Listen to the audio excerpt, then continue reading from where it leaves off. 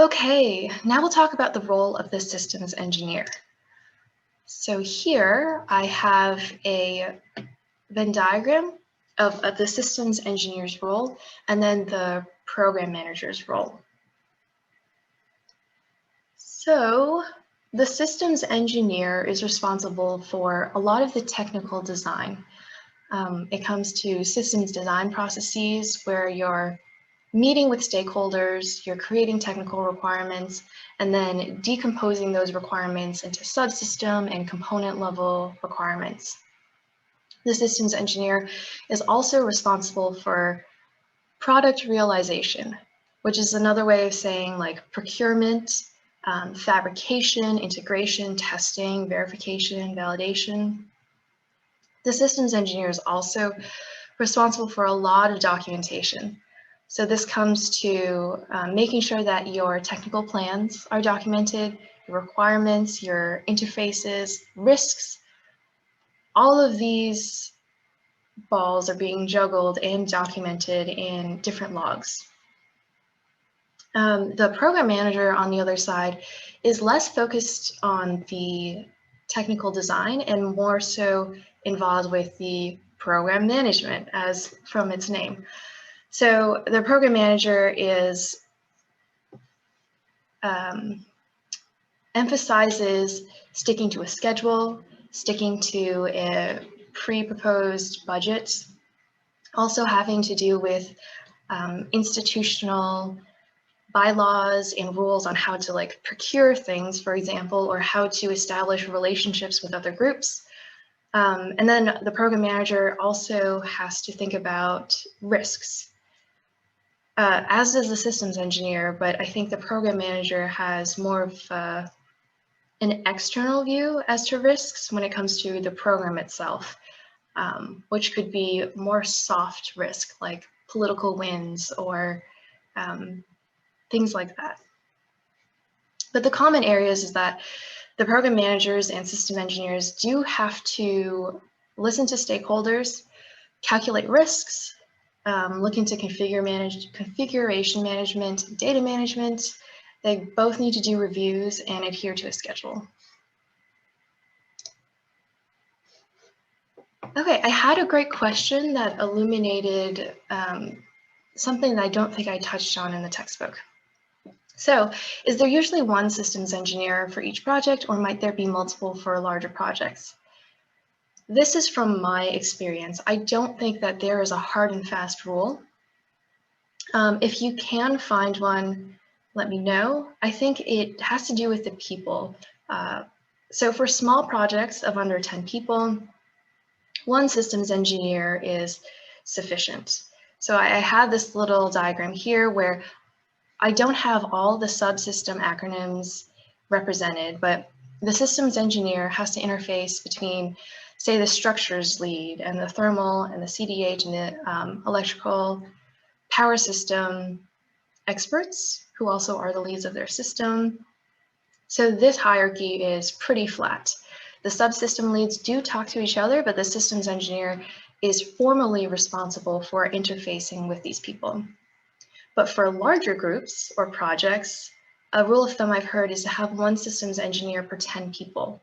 About that's how many people that you can juggle communications with at any one point. So you can have the chief systems engineer at the very top, and then you'll have structures, thermal, CDH, EPS, comms, and the other subsystem leads.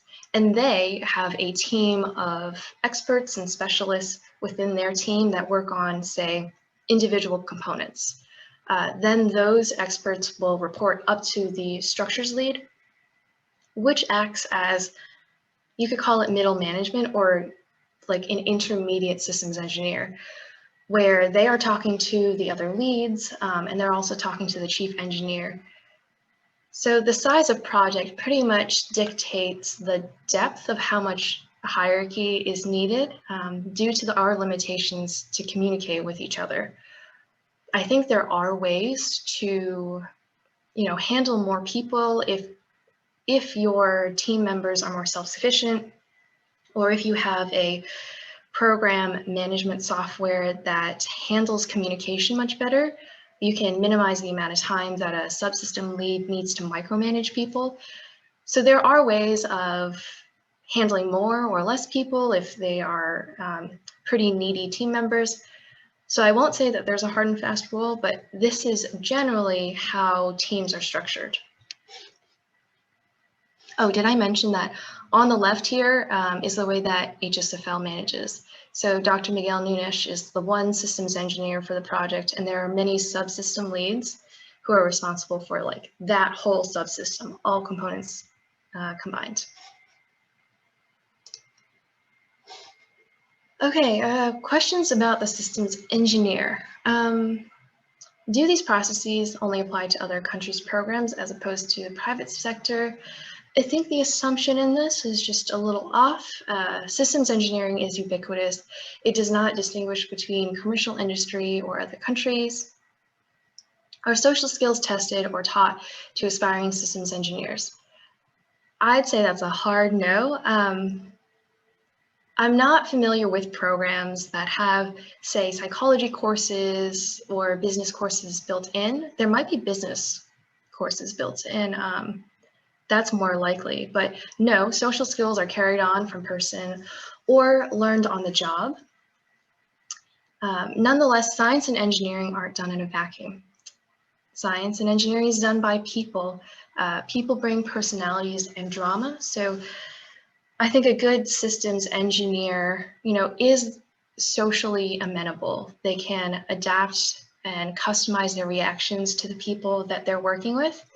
They should try their best to draw the most productivity from people, which also means, happy workers is more productivity. That's my analysis of it. It is a softer thing. There's, again, not hard and fast rules on how to be a good social engineer, but that is part of the systems engineer's job. So last question, why was the concept of systems engineering only developed in the 50s for ICBMs? And I think the assumption here is that it was only developed in the 50s, which I think is off.